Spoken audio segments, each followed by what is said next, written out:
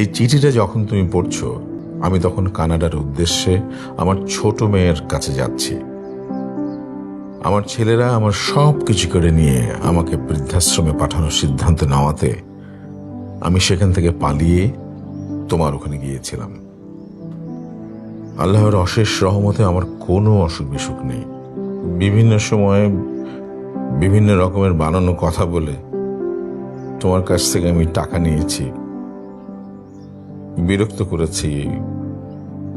বাবা, শুভ জীবনের শেখার শেষ নেই, এই কথাটা আমি শুনেছি, কিন্তু এই বৃদ্ধ বয়সে তোমার কাছে শিখলাম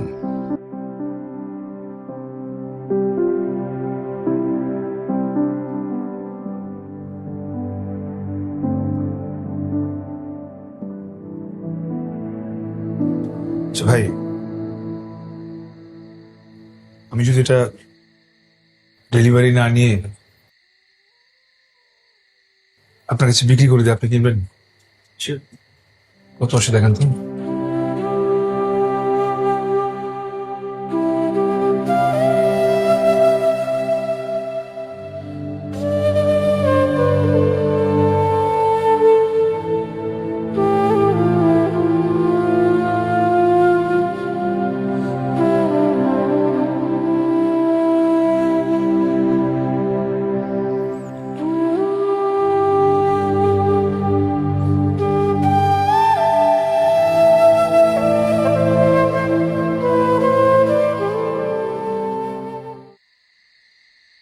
তটিনী, প্রতি রাতে অজস্র বেদনার তীব্রতা আমার নখে লাগিয়ে দেয় মেহেদির রং।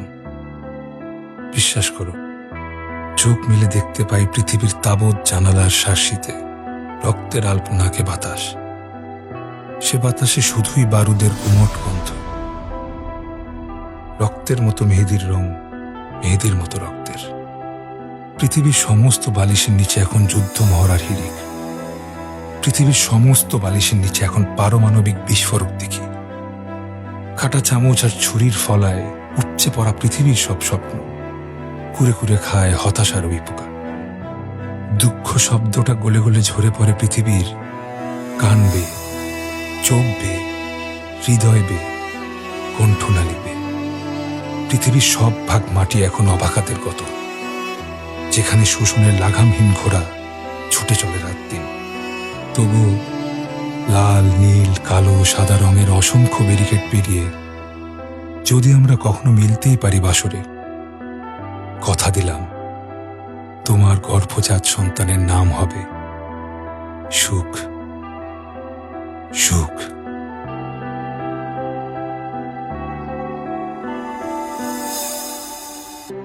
চাচা,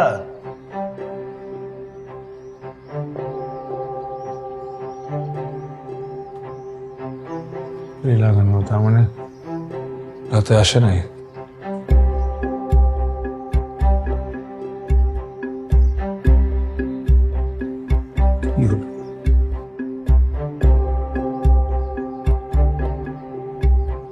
হ্যালো, আমি একটা বিশেষ বিপদে পড়ে গেছি।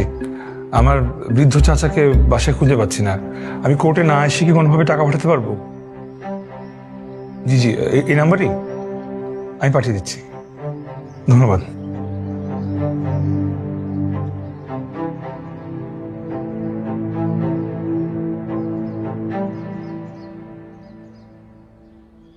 আপনার কাঙ্ক্ষিত নম্বরটিতে এই মুহূর্তে সংযোগ দেওয়া সম্ভব হচ্ছে না।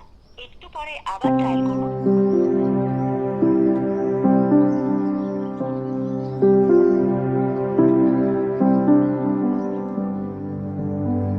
প্রিয় শুভ, আমার সালাম নিও। এই চিঠিটা যখন তুমি পড়ছো, আমি তখন কানাডার উদ্দেশ্যে আমার ছোট মেয়ের কাছে যাচ্ছি। আমার ছেলেরা আমার সব কিছু করে নিয়ে আমাকে বৃদ্ধাশ্রমে পাঠানোর সিদ্ধান্ত নেওয়াতে আমি সেখান থেকে পালিয়ে তোমার ওখানে গিয়েছিলাম।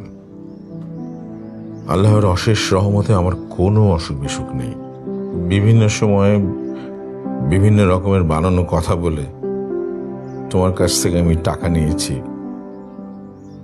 বিরক্ত করেছি। বাবা, শুভ জীবনের শেখার শেষ নেই, এই কথাটা আমি শুনেছি, কিন্তু এই বৃদ্ধ বয়সে তোমার কাছে শিখলাম কিভাবে অনাত্মীয়কে আত্মীয় ভেবে বিপদগ্রস্ত মানুষের পাশে দাঁড়ায়, কিভাবে সামনে এসে দাঁড়ায়, পাশে এসে দাঁড়ায়।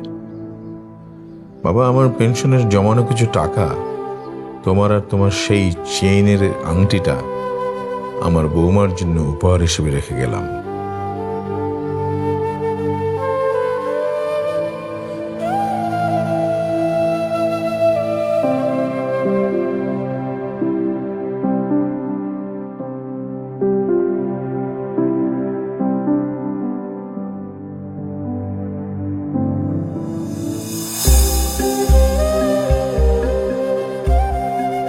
আবার যদি কখনো এই দেশে আসি, এই মাতৃভূমিতে আসি, তোমার কাছে আসবো, তোমার কাছে থাকবো।